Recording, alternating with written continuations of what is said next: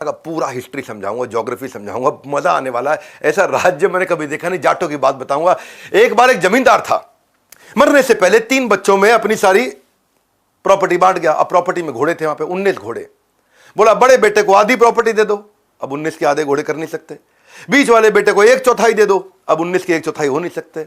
और सबसे छोटे बेटे को 5वां हिस्सा दे दो, 19 घोड़ों का 5वां हिस्सा भी नहीं हो सकता। अब जिसका बंटवारा नहीं हो पा रहा था, केस बादशाह के पास पहुंच गया, दिल्ली में बलबन के दरबार में। इसका कोई हल नहीं निकाल पा रहा था, तो अमीर खुसरो बलबन के दरबारी कवि थे, उनकी रिक्वेस्ट पर सोनीपत से पंच चौधरी राम सहाय को बुलाया गया।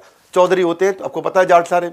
आदेश मिलते ही चौधरी साहब घोड़े पे तुगड़ुक तुगड़ुक दिल्ली पहुंच गए, मामला पूरा समझा। बोले राजा जी, जो प्रजा का संबंध है वो बाप और बेटे का होता है।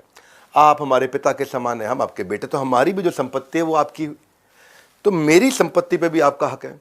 तो ये जिस घोड़े पे मैं यहां पे आया हूं आज सोनीपत से दिल्ली में आपसे मिलने के लिए, घोड़ा भी आपका है, तो ये घोड़ा मैं आपको दे देता हूं। अब क्या हो गया जी, जैसे ही घोड़ा मैंने आपको दिया, आप इनको घोड़ा देते हो, 19 + 1 20 घोड़े हो गए। और 20 के आधे यानी कि 10 घोड़े बड़े बेटे को दे दो।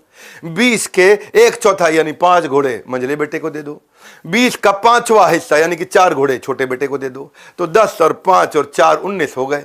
19 घोड़े इनको बांट दो, ठीक लगे तो मेरा वाला वापस कर देना। बड़ी उनकी इंटेलिजेंस की बातचीत हुई, और तब जो है ना, अमीर खुसरो ने कहावत कह दी कि अनपढ़ जाट पढ़ा जैसा और पढ़ा जाट खुदा जैसा। ये जो है ना, खास क्यों है हरियाणा। पहले